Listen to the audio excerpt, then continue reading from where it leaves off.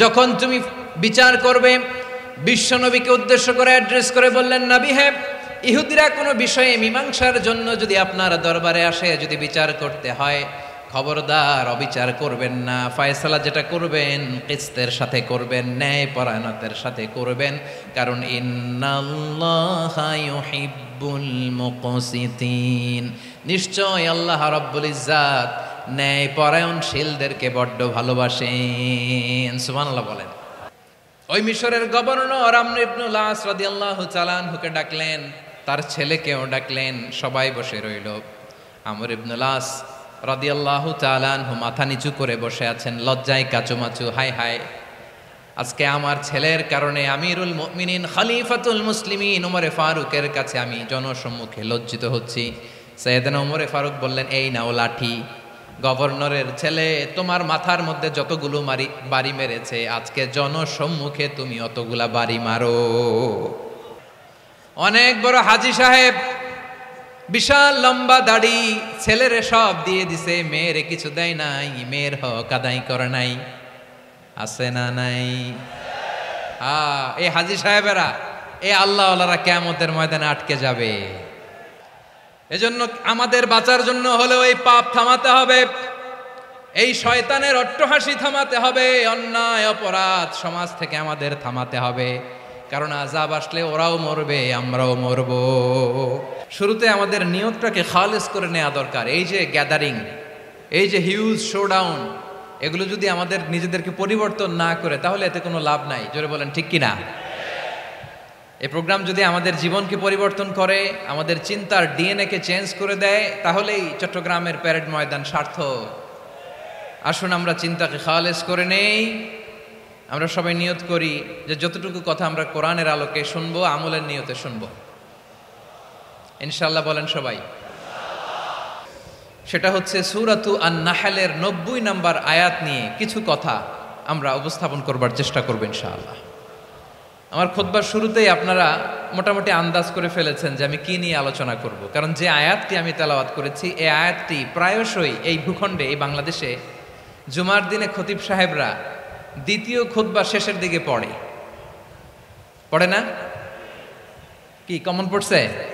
ইন্নাল্লাহা ইয়া'মুরু বিল আদলি ওয়াল ইহসান ওয়া ইতা'i যিল কুরবা ওয়া ইয়ানহা আনিল ফাহশাই ওয়াল মুনকারি ওয়াল বাগি ইয়া'iদুকুম লাআল্লাকুম তাযাক্কারুন। মুখস্থ আছে না সবার? এই আয়াতটা অনেক কম্প্রিহেন্সিভ একটা আয়াত। সাইয়েদনা আব্দুল্লাহ ইবনে মাসউদ রাদিয়াল্লাহু তাআলা আনহু উনি বলেছেন, ইন্নাহা মিন আজমাই আয়াতিল কুরআন, এটা কোরআনের সবচেয়ে জামে মানে আয়াত। যদিও ছোট্ট আয়াত, অল্প কিছু কথামালা, কিন্তু তিনি বলতেন এটা কোরআনের সবচাইতে জামে মানে সবচেয়ে কম্প্রিহেন্সিভ একটা আয়াত, যেখানে কথা কম, শব্দ কম, কিন্তু এটার দোতনা, এটার আবেদন, এটার মিনিং অনেক বেশি। সুবহানাল্লাহ।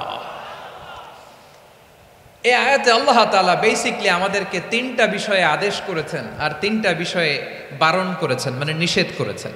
আওয়াজ করে বলুন, আদেশ করেছেন কয়টা? প্রিয় চট্টলার ভাইয়েরা, আমার মতো এই যে 3 আঙ্গুল উঁচু করে বলেন, আদেশ করেছেন কয়টা? আবার নিষেধও কয়টা? মানবো তো আমরা ইনশাআল্লাহ? বলেন সবাই।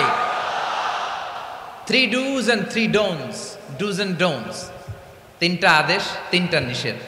এই 3টা আদেশ আর 3টা নিষেধের ভেতরে আল্লাহ তাআলা গোটা ইসলামী শরিয়ার মূল নির্যাসকে ঢুকিয়ে দিয়েছেন। সুবহানাল্লাহ। এই ছোট্ট একটা আয়াতে গোটা ইসলামী শরিয়ার, the gist, the cream of the creams, গোটা ইসলামী শরিয়ার মূল নির্যাসকে আল্লাহ ঢুকিয়ে দিয়েছেন। 3টা আদেশ আর 3টা নিষেধ। আসুন আমরা সরাসরি কোরআন থেকে শুনি, সবাই পড়ুন। আউযু বিল্লাহি মিনাশ শাইতানির রাজীম। বিসমিল্লাহির রাহমানির রাহিম। ইন্নাল্লাহা ইয়া'মুরু বিল আদলি ওয়াল ইহসানি ওয়া ইতা'i যিল কুরবা ওয়া ইয়ানহা আনিল ফাহশাই ওয়াল মুনকারি ওয়াল বাগি ইয়া'ইযুকুম লাআল্লাকুম তাযাক্কারুন।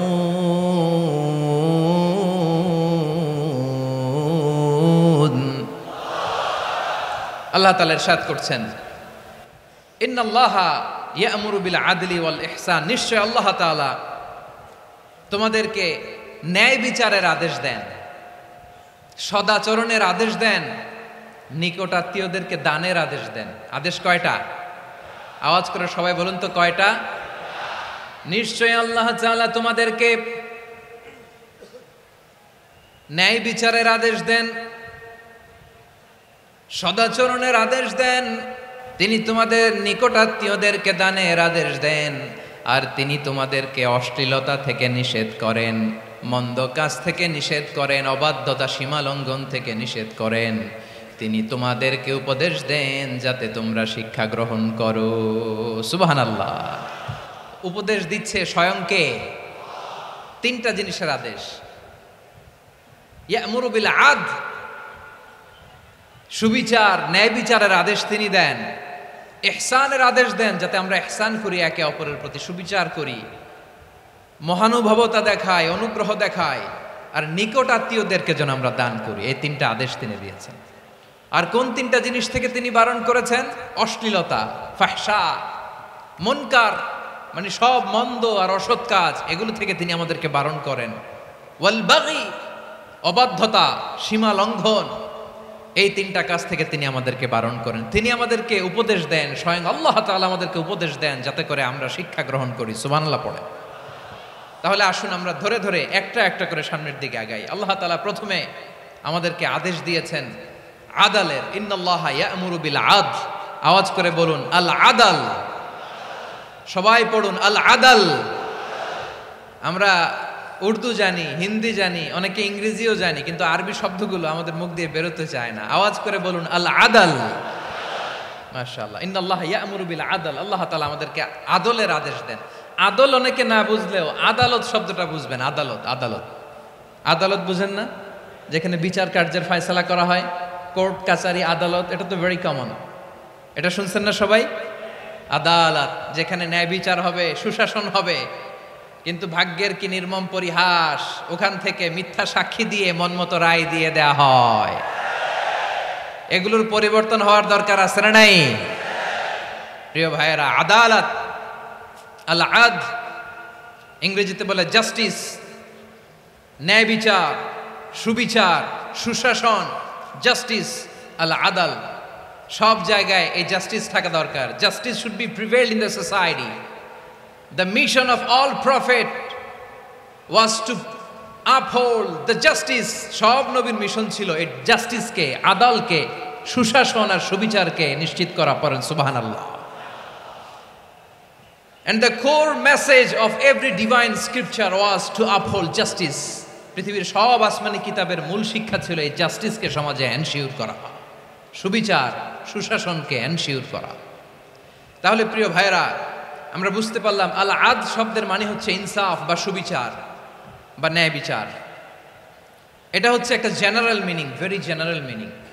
আপনি যদি ইন ডেপথ বুঝতে চান, আরো ভেতরে যান, তাহলে আদল মানে হচ্ছে সমন্বয়, আদল মানে হচ্ছে ভারসাম্য, ব্যালেন্স, আদল মানে হচ্ছে মধ্যম পন্থা। সুবহানাল্লাহ পড়েন। কারণ সব সময় সমান সমান হইলেই সুবিচার হয় না। কথা কি বুঝতেছেন? ইসলামের দ্য কনসেপ্ট অফ আদল, এটা এমন আদল, এটা সব সময় সমান সমান নয়। যখন সমান সমান দেয়া দরকার, ইসলাম সমান সমান দেয়। যখন ব্যালেন্স করা দরকার, চেক এন্ড ব্যালেন্স, সমন্বয়, ভারসাম্য করা দরকার, তখন ইসলাম ভারসাম্য করে দেয়। এটার নাম আদল। সুবহানাল্লাহ। সহজ করে আপনাদেরকে বুঝাই। যেমন ধরুন, একটা পরিবারের 3 জন সদস্য, স্বামী, স্ত্রী আর সন্তান। তাদের সকালবেলার ব্রেকফাস্টে স্বামীর, সকালের নাস্তায় স্বামীর 3টা রুটি লাগে, স্ত্রীর 2টা লাগে, আর সন্তানের 1টা রুটি লাগে। এখন আমি যদি সমান সমান করে আদল করতে চাই, সবাইকে যদি 3টা করে রুটি দেই, তাহলে স্বামী বেচারার জন্য ঠিক আছে? কি বলেন? কথা কি বুঝতেছেন না কষ্ট হয়ে যাচ্ছে? যদি সমান সমানের নিয়মে আগাই, তাহলে 3টা করে যদি রুটি দেই, স্বামীর জন্য ওকে, কিন্তু স্ত্রীর জন্য 1টা বেশি হয়ে যায়। আর সন্তানের জন্য কয়টা বেশি হয়? আচ্ছা, এই তো বুঝতেছেন, মাশাআল্লাহ। আচ্ছা, 2টা করে যদি সবাই রে দেয় সমান সমান নীতিতে, তাহলে স্ত্রীর জন্য, স্ত্রী বেচারির জন্য ঠিক আছে, কিন্তু স্বামীর কয়টা কম পড়ে? আর সন্তানের বেশি হয়ে যায় কয়টা? আচ্ছা, সমান সমান নীতিতে সবাইকে যদি সকালের নাস্তার জন্য একটা করে রুটি দেই, সন্তানের জন্য ঠিক আছে, কিন্তু স্ত্রী বেচারির কম পরে কয়টা? স্বামীর কম পরে কয়টা? 2টা। কথা কি বুঝতেছেন? আর আমি যদি স্বামীকে দেই 3টা, স্ত্রীকে দেই 2টা, আর সন্তানকে দেই 1টা, তাহলে কারো অপচয় হবে না। যার যতটুকু দরকার ঠিক ততটুকুই কাজে লাগবে। চিল্লায় বলেন ঠিক কিনা? এটাই হচ্ছে ইসলামের আদল, যেখানে যার যতটুকু দরকার তাকে সেখানে ঠিক ততটুকু দিয়ে দেওয়ার নামই হচ্ছে আদল। চিল্লায় পড়েন আল্লাহু আকবার। রব্বুল আলামিন বলেন, ইউসিকুমুল্লাহু ফি আওলাদিকুম লিযযাকারি মিসলু হাযযিল উনসায়াইন। আল্লাহ তোমাদেরকে ওসিয়ত করেন, তোমাদেরকে আদেশ দেন, উত্তরাধিকার সম্পদ যখন বন্টন হবে, ছেলেরা যতটুকু পাবে, মেয়ে পাবে তার অর্ধেক। সুবহানাল্লাহ বলেন। দেখেন, ছেলে যদ্দূর, মেয়ে অর্ধেক, ছেলে ডবল পাবে। আপাত দৃষ্টিতে মনে হয় এখানে অবিচার হয়েছে, কিন্তু আসলে কি অবিচার হয়েছে? আপনি বিয়ের ক্ষেত্রে যান, ওইখানে আবার ছেলে মোহরানা দেয়, মেয়ে সেখানে মোহরানা পায়। তাহলে চেক এন্ড ব্যালেন্স, ভারসাম্য, ব্যালেন্স, মধ্যম পন্থা এখানে আছে না নাই? এটাই হচ্ছে ইসলামের আদল। আল্লাহ তাআলা এই আদলের আদেশ দিয়েছেন, সুবিচার, ন্যায় বিচার, সুশাসন এবং ভারসাম্যের আদেশ দিয়েছেন। প্রিয় ভাইয়েরা, একটি শান্তিময় সমাজ, একটা সমৃদ্ধ সমাজ, একটা মানবিক সমাজ যদি আমরা পেতে চাই, এই আয়াতের মধ্যে যতগুলো পয়েন্ট আছে সবগুলোর বাস্তবায়ন লাগবে। কথা বুঝতে পেরেছেন? বলেন, আওয়াজ করে বলেন, আমরা একটা শান্তির সমাজ চাই কি চাই না? আমরা একটা সমৃদ্ধ বাংলাদেশ চাই কি চাই না? আমরা একটা মানবিক বাংলাদেশ চাই কি চাই না? এই আয়াতে আল্লাহ তাআলা একটা মানবিক সমাজের রূপরেখা টেনেছেন। তার প্রথম কথা হচ্ছে, ইন্নাল্লাহা ইয়ামুরু বিল আদল। আল্লাহ তাআলা তোমাদেরকে আদলের নির্দেশনা দেয়, সুবিচার, সুশাসনের নির্দেশনা দেয়। যে সমাজে আদল থাকে না, সে সমাজে জুলুম মানুষের ঘাড়ে চেপে বসে। আদলের বিপরীত হচ্ছে জুলুম। আদলের বিপরীত কি? জুলুম বা জাওর, অত্যাচার, অবিচার, বৈষম্য। এই যে বৈষম্য বিরোধী ছাত্র আন্দোলন কেমন পড়ছে? এই যে একজন সমন্বয়ক তো দেখা করলো আমার সাথে। জুলুম মানে হচ্ছে বৈষম্য। বৈষম্যের স্থান ইসলামে নাই, অবিচারের স্থান ইসলামে নাই, জুলুমের স্থান ইসলামে নাই। আল্লাহ তাআলা বলেন যে আমি জুলুমকে নিজের জন্য হারাম করেছি এবং তোমাদের জন্য হারাম করেছি। বিশ্বনবী ফরমান, আল্লাহ তাআলা বলেন হাদিসে কুদসিতে, ইয়া ইবাদি ইন্নী হারামতুয যুলমা আলা নাফসি ওয়া জাআলতুহু বাইনাকুম মুহাররামান ফালা তাযালামু। আমার গোলামেরা শোনো, নিশ্চয় আমি আল্লাহ তাআলা জুলুমকে আমি আমার উপরে হারাম করেছি, অনুরূপভাবে জুলুম করাকে তোমাদের উপরেও হারাম করেছি। ফলে ফালা তাযালামু, তোমরা একে অপরের সাথে জুলুম করো না। খবরদার, জুলুমের সাথে আমাদের কোনো সম্পর্ক নাই। আল্লাহ তাআলা আদলের আদেশ দিয়েছেন, আদালতের আদেশ দিয়েছেন, সুশাসনের, ন্যায় বিচারের আদেশ দিয়েছেন। ইন্নাল্লাহা ইয়ামুরু বিল আদল, আমাদেরকে আদল প্রতিষ্ঠা করতে হবে। জুলুমের সাথে ইসলামের কোনো সম্পর্ক নাই। আল্লাহ তাআলা জালিমদের জন্য কঠিন শাস্তি প্রস্তুত করে রেখেছেন। যারা এই আদলকে ভুলুণ্ঠিত করে জুলুমের রাস্তায় হাঁটতে চায়, তাদের প্রাপ্য কিয়ামতের ময়দানে বুঝিয়ে দিবে কে? আল্লাহ তাআলা তাদের প্রাপ্যকে বুঝিয়ে দিবেন। এজন্য বিশ্বনবী বলে, খবরদার, তোমরা ইনসাফ করবে, আদল করবে, জুলুম করবে না। আয-যুলমু যুলুমাতুন ইয়াউমাল কিয়ামা, জুলুম কিয়ামতের দিন অন্ধকার হয়ে জালিমের ঘাড়ে চেপে বসবে। আবার বিশ্বনবী বলতেন, ইত্তাকি দাওয়াতাল মাজলুম, খবরদার, তোমরা মজলুমের কান্নাকে ভয় করো।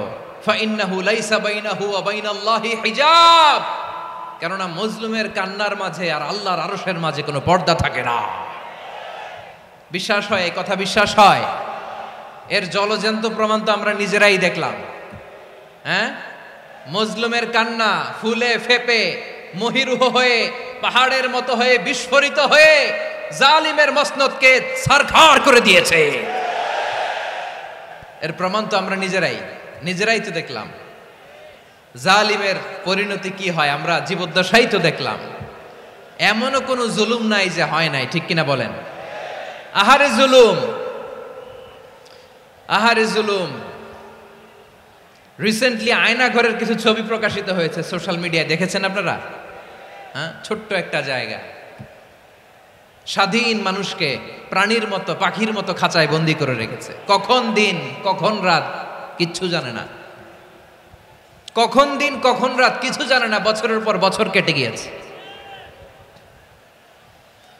এক্সট্রা জুডিশিয়াল কিলিং এর কোনো হিসাব নাই, বিচার বহির্ভূত হত্যা, এনফোর্স ডিসঅ্যাপিয়ারেন্স, গুম, যেটা সবচাইতে বড় মানবতা বিরোধী অপরাধ। কত মানুষ যে গুম হয়েছে তার কোনো ইয়ত্তা নাই। যেই ফ্যামিলির সদস্য গুম হয়েছে তারা কি ওই লোকটার জন্য মাগফিরাতের দোয়া করবে নাকি সুস্বাস্থ্যের দোয়া করবে তারা নিজেরাও জানতো না, কারণ জানে না ও বেঁচে আছে না মরে গেছে। আহা, বিডিআর নওজোয়ানদের যারা ছাড়া পেল দেখলাম, বিনা অপরাধে, কোনো অন্যায় ছাড়া অপরাধ ছাড়া তাদের জীবন থেকে, তাদের তারুণ্যের, তাদের যৌবনের 15 বছর 16 বছর 17 বছর নাই, 6 মাস বয়সের ছোট বাচ্চাকে রেখে জেলে গেছে। 6 মাসের মেয়ে বেরোয় দেখে মেয়ের বয়স 17 বছর। মেয়ে বাবারে চিনে না, বাবা মেয়েরে চিনে না। মেয়েকে এখন বিয়ে দিয়ে আরেক ছেলের হাতে তুলে দিবে। মেয়ের শৈশব বাবা দেখে নাই, মেয়ের কৈশোর বাবা দেখে নাই, মেয়ের তারুণ্য দেখে নাই। আরেক যুবককে দেখলাম 14 বছরের 14 দিনের সংসার, 2 সপ্তাহের সংসার শেষে জেলে গেছে। কত যুবকের যে স্ত্রী চলে গিয়েছে ফ্যামিলি ছেড়ে, কারণ জানে না তো কবে আসবে, কি হবে, কেউ জানতো না। দাম্পত্য জীবনের মাত্র 14 দিনের স্মৃতি, এই স্মৃতিকে আঁকড়ে ধরে এক বোন 16টা বছর 17টা বছর কাটিয়ে দিয়েছে। আমি নিউজটা দেখে ভাবলাম, আমার এই বোনের প্রতিটি দিন কিভাবে কেটেছে, প্রতিটি রাত কিভাবে কেটেছে, প্রতিটি ক্ষণ কিভাবে কেটেছে। বিশ্বনবী বলেছেন, ইত্তাকি দাওয়াতাল মাজলুম ফাইন্না লাইসা বাইনাহু ওয়া বাইনাল্লাহি হিজাব।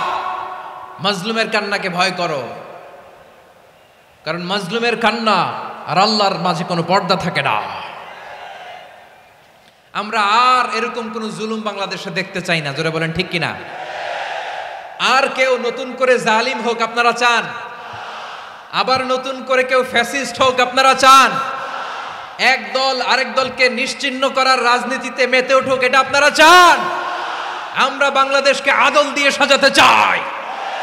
আমরা এই 56,000 বর্গ মাইলের প্রতিটা ইঞ্চি মাটিকে কোরআনের আইন দিয়ে সাজাতে চাই। রাজি আছেন আপনারা? কারা কারা রাজি দেখান হাত তুলে আল্লাহকে।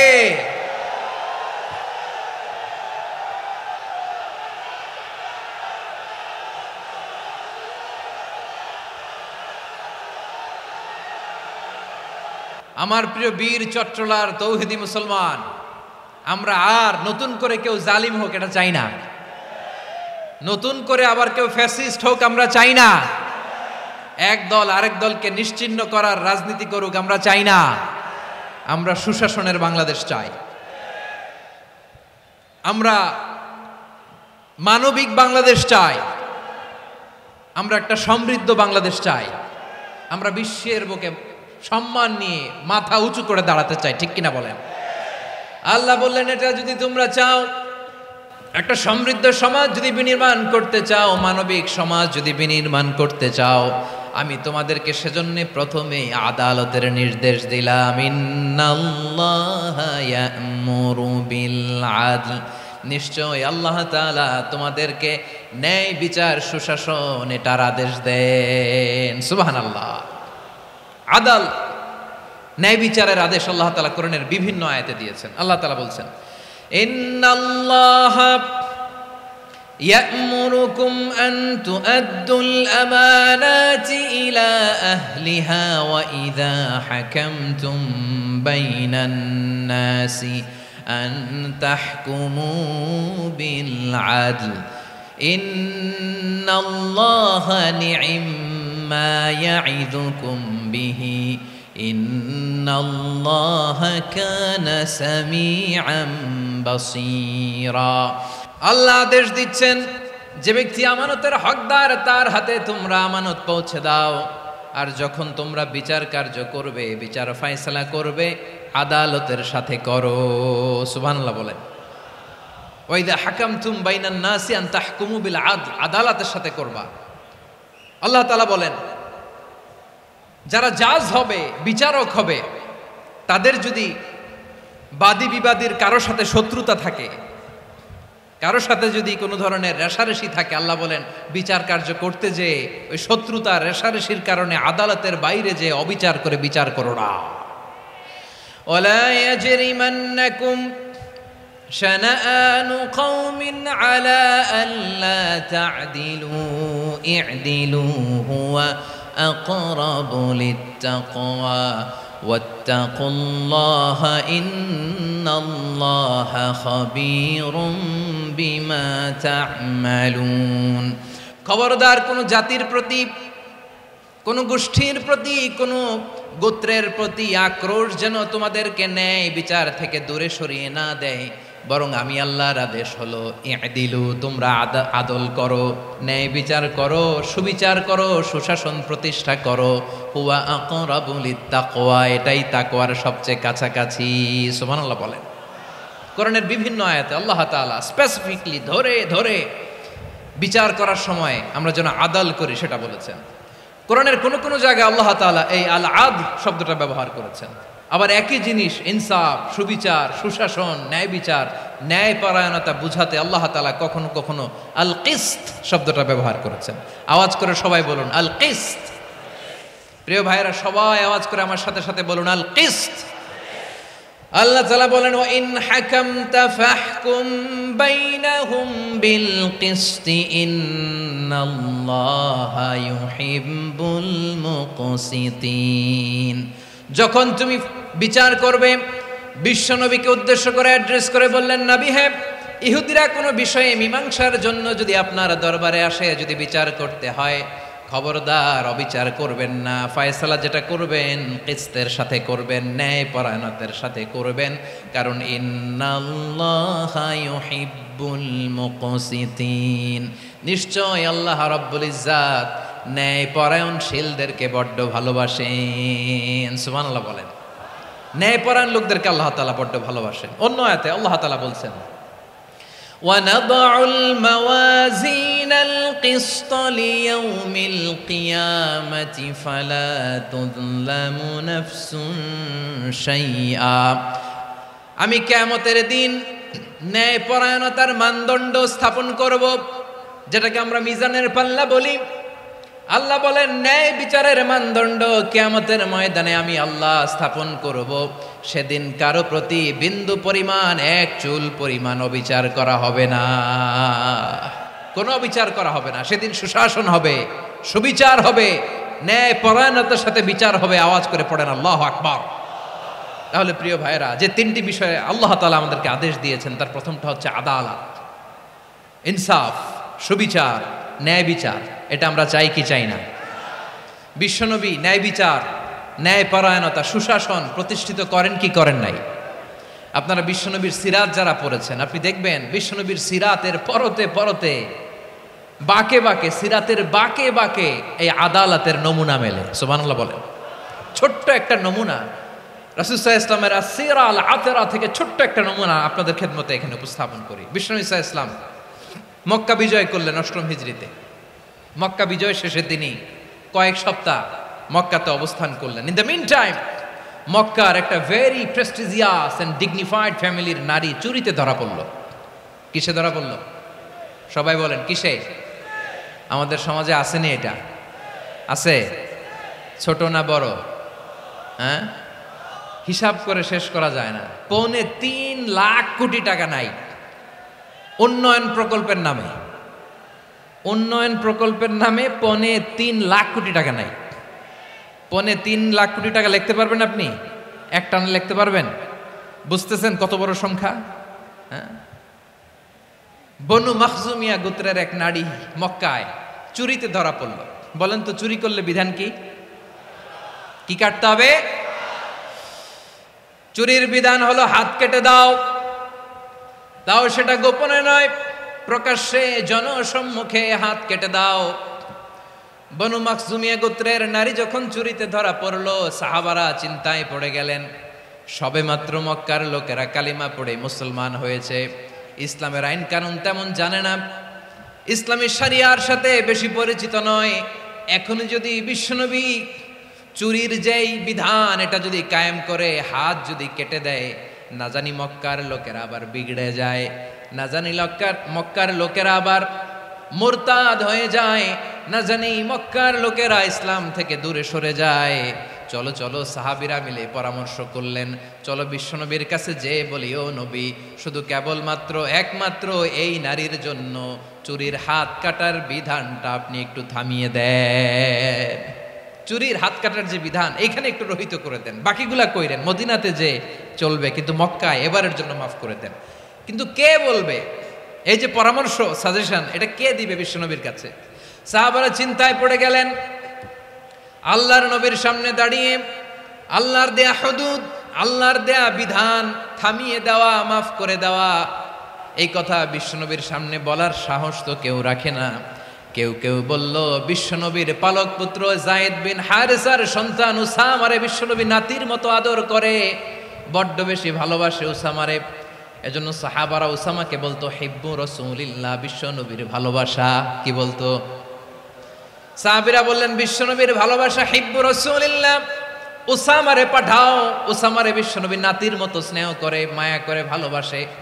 আমরা পারবো না, উসামা পারবে। সবাই মিলে ফুলিয়ে ফুসিয়ে ওসামাকে, ছোট্ট ওসামাকে রাজি করালো। ওসামা এমন এমন কথা যে তুমি বিশ্বনবীর কাছে বলতে হবে, পারবা নাকি? ওসামা বলে, পারবো। সাইয়েদনা ওসামা রাদিয়াল্লাহু তাআলা আনহু তরুণ সাহাবী বিশ্বনবীর কাছে গেলেন, যে বললেন, নবী, বনু মাখজুমিয়া গোত্রের এক নারী চুরিতে ধরা পড়েছে, এবারের জন্য কি এই মহিলাটারে মাফ করে দিলে হয় না? এবারের জন্য একটু ক্ষমা করা যায় না নবী? বিশ্বনবী বলেন, আতাশফাউ ফি হাদ্দিম মিন হুদুদিল্লাহ, তোমার এত বড় সাহস উসামা, তুমি আল্লাহর হাত, আল্লাহর দেয়া বিধান, এটার ব্যাপারে সুপারিশ করতে এসেছো? তোমরা কি জানো তোমাদের আগে যত কওম, যত গোত্র, যত জনপদ ধ্বংস হয়েছে তার কারণ ছিল তাদের মধ্যে গরিবরা অন্যায় করলে তারা বিচার করত, আর ধনীরা অন্যায় করলে তারা মাফ করে দিত। খবরদার! ওয়া আইমুল্লাহ লাউ আন্না ফাতিমাতা বিনতি মুহাম্মাদিন সারাকাত লাকাতা মুহাম্মাদুন ইয়াদাহা। বিশ্বনবী বললেন, ওরে ওসামা, বানু মাখজুমিয়ার ওই প্রেস্টিজিয়াস এন্ড ডিগনিফাইড ফ্যামিলির মেয়ে তো দূর কি বাত, অনেক দূরের কথা। জেনে রেখো ওসামা, আমার কলিজার টুকরা, নয়নের পুটুলি ফাতেমাও যদি মক্কার জমিনে আজকে এই চুরির দায়ে ধরা পড়তো, আমি বিশ্বনবী মুহাম্মাদুর রাসূলুল্লাহ ধরে ফাতেমার ডান হাতটা কেটে দিতে এক বিলম্ব দেরি করতাম না। ইন্নাল্লাহা ইয়া'মুরু বিল আদল, আমাদেরকে জাস্টিস শিখায় পশ্চিমারা, আমাদেরকে ইনসাফ শিখায়, আমাদেরকে সুশাসন শিখায়। আর ইনসাফ, সুশাসন, ন্যায় বিচার, সুবিচার, জাস্টিস কারে বলে বিশ্বনবীর বায়োগ্রাফি থেকে জেনে নাও। এই ছিল বিশ্বনবী সাল্লাল্লাহু আলাইহি ইসলামের আদালতের নমুনা। আপনি যদি সাইয়েদনা ওমর ফারুকের জীবনের দিকে তাকান, এমন কঠোর, এমন বীর সেনানী ছিলেন। সাইয়েদনা ওমর ফারুক যদি রাস্তার এই মাথা দিয়ে হাঁটা শুরু করতেন, শয়তান ওমর ফারুককে দেখলে ওই রাস্তা রেখে দিয়ে অন্য রাস্তা দিয়ে হাঁটতো। সুবহানাল্লাহ। ওমর ফারুক রাদিয়াল্লাহু তাআলা আনহু কি পার্সোনালিটি ছিল, কি পার্সোনালিটি! আমাদের এলাকায় ছোট বাচ্চারা রাতে ভাত খেতে চায় না, আমার মেয়েটাও খেতে চায় না। এই এটা দিব, ওইটা দিব, আজকে মাহফিলে আসার সময় বলে দিছে লিস্ট করে, এটা এটা আনতে হবে। তো ছোট্ট বাচ্চাদের অনেক বায়না থাকে, ওরা রাতে খেতে চায় না। তো মায়েরা বিভিন্ন ভয় দেখায়, এই বাঘ আসবে, বাঘ আসবে খাও, এই ভূত আসবে, ভূত আসবে খাও। আপনারা কি বলেন চট্টগ্রামে? কি আসবে? হ্যাঁ, ভূত, ভূত, ভূত আসবে, বাঘ আসবে, খাও খাও খাও, তাড়াতাড়ি খাও। তো বাচ্চারা এগুলো শুনে ভয়ে খেতে শুরু করে। মদিনার জমিনেও একই ঘটনা ঘটতো। মদিনার ছোট্ট ছোট্ট সোনামণিরা খেতে চাইতো না। তো মায়েরা বলতো, হা হুয়া ইয়াতি উমর, হা হুয়া ইয়াতি উমর, ওই যে উমর আসতেছে, উমর। ওমরে ফারুকের কথা শুনলে বাচ্চারা একেবারে ঠান্ডা। সুবহানাল্লাহ পড়বেন না? প্রভু তুমি বলেছ রাসূল দেবে না, বলনি দেবে না ওমর, বলনি দেবে না হামজা তারিক, খালিদ বিজয় সমর।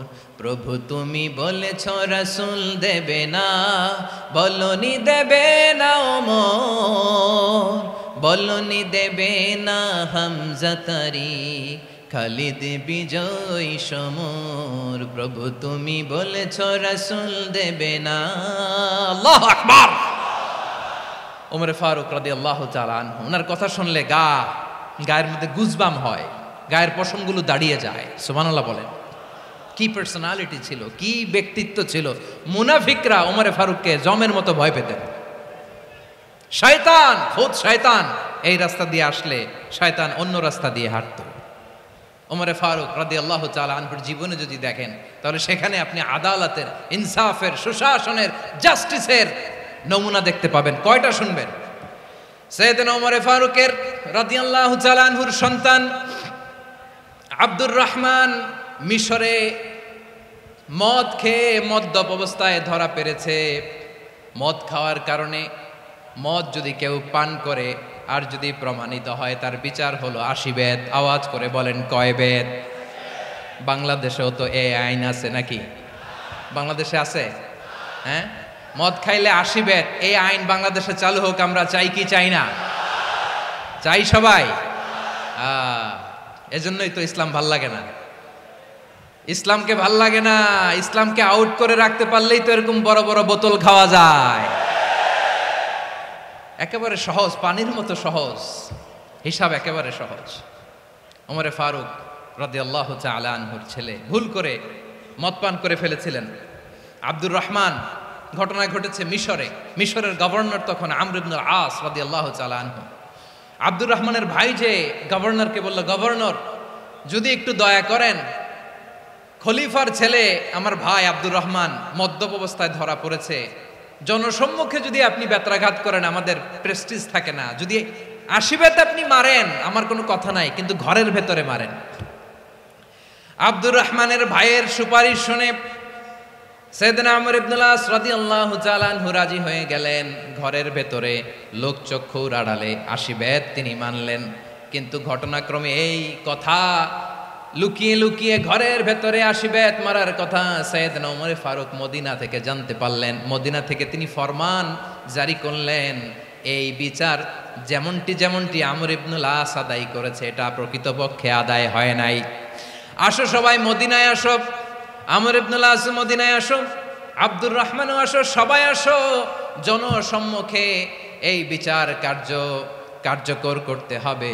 সাইয়েদনা ওমর ফারুক মসজিদে নববীর পিলারের মধ্যে নিজের ছেলেকে বাঁধলেন, আবার জনসম্মুখে 80টা বেত তার গায়ের মধ্যে মারলেন।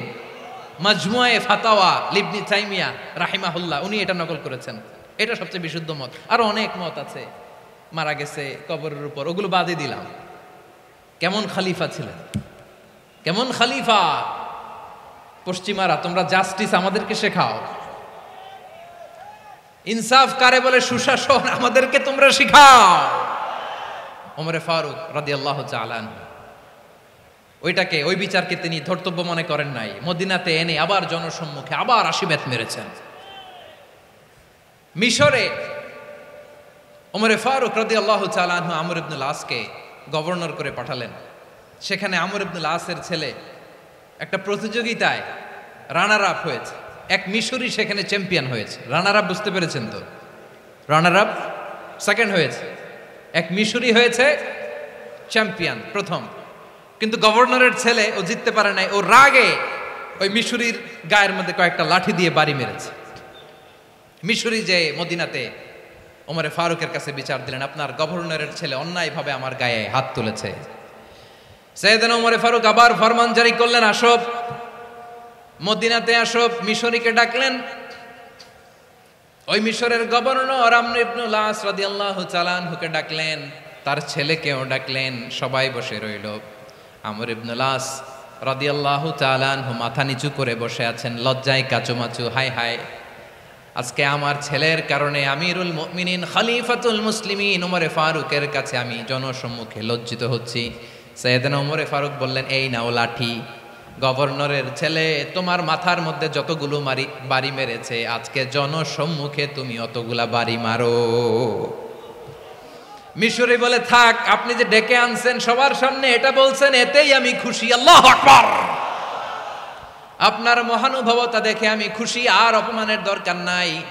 ওমর ফারুক বলে, না, খবরদার এই কথা মিশরি তুমি বলো না, মারো, যতগুলা বাড়ি মেরেছে মারো।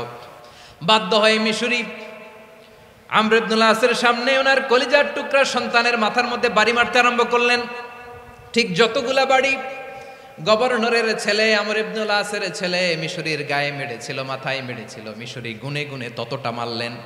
এই দৃশ্য দেখে ওমরে ফারুক রেগে মেগে আগুন, রাগের চোটে রাগ সামলাতে না পেরে আর নিজেকে সামলাতে না পেরে মিশরিরে বললেন, ছেলেরে মারা শেষ হয়ে গেলে এবার বাবার টাক মাথার মধ্যে কয়েকটা বাড়ি মার। রাগের চোটে, আউট অফ অ্যাঙ্গার, রাগের চোটে যে আমার পাঠানো গভর্নর আমর ইবনুল আস তার ছেলেকে কেন আদব তারবিয়া কেন শিক্ষা দিতে পারে না, ছেলেরে মারা হইলে এবার আমর ইবনুল আসের মাথার মধ্যে দুইটা মারো। এটা রাগে বলেছেন, এটা শাস্তি হিসেবে না। সুবহানাল্লাহ পড়ে। তোমরা আমাদেরকে সুশাসন শিখাও, আমাদেরকে সুশাসন শিখাও। বিশ্বনবী বলেন আদল এটা যেন তেন বিষয় না, এটা দিয়েই মানবিক সমাজ গড়তে হবে। আল্লাহ তাআলা কিয়ামতের কঠিন ময়দানে যেদিন স্বামী স্ত্রীকে চিনবে না, স্ত্রী স্বামীকে দেখে পালিয়ে যাবে, বন্ধু বন্ধুরে চিনবে না, পীর সাহেব মুরিদরে চিনবে না, মুরিদ পীর সাহেবরে চিনবে না, দলের কর্মী তার নেতারে চিনবে না, নেতা তার কর্মীরে চিনবে না, বন্ধু বন্ধুরে দেখে পালাবে। এই কঠিন মুহূর্তে সূর্যটা মাথার কাছে চলে আসবে, জমিনটা তামার জমিন হবে, আজকের জমিনের মতো নয়। মানুষ ঘর্মাক্ত ক্লান্ত শ্রান্ত মাথার মগজগুলো কানের ছিদ্র আর নাকের ছিদ্র দিয়ে বেয়ে বেয়ে পড়বে। বিশ্বনবী ফরমান কিয়ামতের ওই কঠিন ময়দানে 7 শ্রেণীর ব্যক্তিকে রব্বুল আলামিন তার আরশের নিচে ছায়া দিবেন। তার মধ্যে প্রথম শ্রেণীর ব্যক্তি হলো ইমামুন আদিল। ইমামুন আদিল, ন্যায়পরায়ণ শাসক, যে ইনসাফের সাথে বিচার করে, যে জাস্টিস সমাজে সার্ভ করে, যে সুশাসন নিশ্চিত করে, ওই ইমামুন আদিল। আদিল শব্দটা বুঝছেন না? ইন্নাল্লাহা ইয়া'মুরু বিল আদল, পাইছেন? আদিল। 7 শ্রেণীর ব্যক্তিকে আল্লাহ তাআলা সুশীতল আরশের নিচে ছায়া দিবেন, যেদিন তার দেয়া ছায়া ছাড়া কোনো ছায়া থাকবে না। এর প্রথম হচ্ছে ইমামুন আদিল, ন্যায়পরায়ণ শাসক। চিল্লায় বলেন সুবহানাল্লাহ। আবার বিশ্বনবী বললেন ইন্নাল মুকসিতিনা ইনদাল্লাহি আলা মানাবিরা মিন নূর আন ইয়ামিনির রহমান। কিয়ামতের দিন যারা ন্যায়পরায়ণ হিসেবে আল্লাহর সামনে দাঁড়াবে, কিয়ামতের দিন রব্বুল আলামিন তার আরশের ডান দিকে ওই ন্যায়পরায়ণ লোকদের জন্য আরশের ডান দিকে একটা নূরের মিম্বারে তাদেরকে বসার সুযোগ করে দিবে। আল্লাহর আরশের ডান দিকে ন্যায়পরায়ণ লোকদের জন্য আল্লাহ তাআলা নূরের মিম্বার বানাবে। 4টে কেন কথা মনে করেছেন? আল আদাল, জাস্টিস। ইন্নাল্লাহা ইয়া'মুরু বিল আদল। আল্লাহ তাআলা এই আদালতের নির্দেশনা দেয়, সুবিচার, সুশাসন। প্রিয় ভাইয়েরা, এটা আমরা বাংলাদেশে চাই কি চাই না? এই যে অরাজকতা, এই যে অন্যায়, এই যে জুলুম, এই যে ইনকনসিস্টেন্সি সমাজের অসঙ্গতির প্রধান কারণ জাস্টিস নাই, সুবিচার নাই, সুশাসন নাই। শেষবারের মতো আওয়াজ করে বলেন তো, আমরা বাংলাদেশে আদল চাই কি চাই না? তাহলে প্রথম নির্দেশনা শেষ। আল্লাহ তাআলা তোমাদেরকে আদলের আদেশ দেন। এরপরে আল্লাহ বললেন আমি তোমাদেরকে ইহসানের আদেশ দেই। ইন্নাল্লাহা ইয়া'মুরু বিল আদলি ওয়াল ইহসান। আমি তোমাদেরকে যেমনি আদলের নির্দেশনা দেই, তেমনি ভাবে তোমাদেরকে ইহসানের নির্দেশনা দেই। ইহসান, আওয়াজ করে সবাই বলেন তো ইহসান। সবাই বলেননি, সবাই বললে এতটুকু আওয়াজ হবে আমি বিশ্বাস করি না। আওয়াজ করে বলুন আল ইহসান। ইহসান মানে কারো প্রতি সফট হার্টেড হওয়া, মহানুভব হওয়া, অনুগ্রহ পরায়ণ হওয়া, অনুগ্রহশীল হওয়া, একে অপরের প্রতি দয়াদ্র হওয়া। একে অপরের প্রতি দয়াদ্র অনুগ্রহশীল হওয়া ছাড়া মানবিক সমাজ কশিনকালেও গঠন করা সম্ভব না। প্রিয় ভাইয়েরা, সুন্দর আচরণ দিয়ে, ইহসান দিয়ে যা জয় করা যায়, নরম আচরণ দিয়ে যেটা অর্জন করা যায়, কঠোরতা দিয়ে সেটা পারা যায় না। বিষ্ণু ঈসা ইসলাম ইহসান দিয়ে, কোমল আচরণ দিয়ে, তার অনুগ্রহ দিয়ে তিনি অনেক কাফিরের হৃদয়কে জয় করে ফেলেছেন। সাইয়েদনা সুমামা ইবনে উসাল রাদিয়াল্লাহু তাআলা আনহুর কথা মনে পড়ে যায়। তিনি ছিলেন ইয়ামামার বাদশা। মদিনাতে বিশ্বনবীকে হত্যা করার নিয়তে এসেছিলেন, গোপনে গোপনে বিশ্বনবীকে হত্যা করে আবার ইয়ামামাতে তিনি ফিরে যাবেন। কিন্তু কি অবাক করা কাণ্ড, হত্যা করতে পারে নাই, সাহাবাদের হাতে তিনি ধরা পড়ে গেলেন। সাইয়েদনা সুমামা ইবনে উসাল রাদিয়াল্লাহু তাআলা আনহু হত্যার নিয়তে আসলেন, কিন্তু হত্যা করতে পারলেন না। সাহাবারা ওনাকে ধরে ফেললেন, ধরে মসজিদে নববীর পিলারের মধ্যে বেঁধে রাখলেন। সুমামা ইবনে উসাল, সিরাত থেকে শুনে, সিরাত থেকে শোনাচ্ছি, রাদিয়াল্লাহু তাআলা আনহু ইয়ামামার অধিপতি ছিলেন। ইয়ামাম বিশ্বনবীকে হত্যার জন্য আসছেন, ধরা পড়ে গেছেন, এখন মসজিদে নববীতে বেঁধে রাখছে, তার মানে বন্দী। এখন স্ট্যাটাস কি? বন্দী, ক্যাপটিভ। তো বিষ্ণু ইসলাম সাহাবাদেরকে বললেন তার খোঁজ খবর নিও, সুমামা ইবনে উসালের খোঁজ খবর নিও। সাহাবার বলেন, ইয়া রাসূলুল্লাহ, আপনাকে হত্যা করতে এসেছে, তার তো কঠিন ক্যাপিটাল পানিশমেন্ট হওয়া দরকার, কঠিন শাস্তি হওয়া দরকার। বিষ্ণু বললেন, না, আমি যেটা জানি তোমরা সেটা জানো না, তোমরা সুমামার সাথে ভালো আচরণ করো। বিশ্বনবী সুমামার কাছে গেলেন। প্রথম দিন যে তিনি কালেমার দাওয়াত দিলেন, ইমানের দাওয়াত দিলেন, ইসলামের দাওয়াত দিলেন, রিসালাতের দাওয়াত দিলেন, আখিরাতের দাওয়াত দিলেন। পরের দিন যে বিশ্বনবী সালাতের দাওয়াত দিলেন, যাকাতের দাওয়াত দিলেন, ইসলাম কি, কিভাবে, কেমন করে পালন করতে হয় চমৎকার আর্টিকুলেট করতে শুরু করলেন। তন্ময় হয়ে সুমামা ইবনে উসাল রাদিয়াল্লাহু তাআলা আনহু বিশ্বনবীর কথাগুলো শুনতে আরম্ভ করলো। একদিন নয়, 2 দিন নয়, টানা 3 দিন বিশ্বনবী সুমামার কাছে ইসলামকে প্রেজেন্ট করেছেন, উপস্থাপন করেছেন। আওয়াজ করে বলেন, কয় দিন? 3 দিন। 3 দিন মসজিদে নববীতে বাঁধা। আর সাহাবীদেরকে বললেন তার খোঁজ খবর নিও, তোমরা যে রুটি বানাও এর মধ্যে সবচেয়ে ভালো আটার রুটিটা তারে দিও, সবচেয়ে রিফাইন্ড খেজুর, যেটা পিওর খেজুর, এটা তারে দিও। আর বিশ্বনবী নিজের উট থেকে দুধ দহন করে ওনার বাড়ির এক কর্মচারীকে বলেছেন, দুধ দহন করে সুমামার জন্য নিয়ে যেও। সুবহানাল্লাহ পড়বেন না?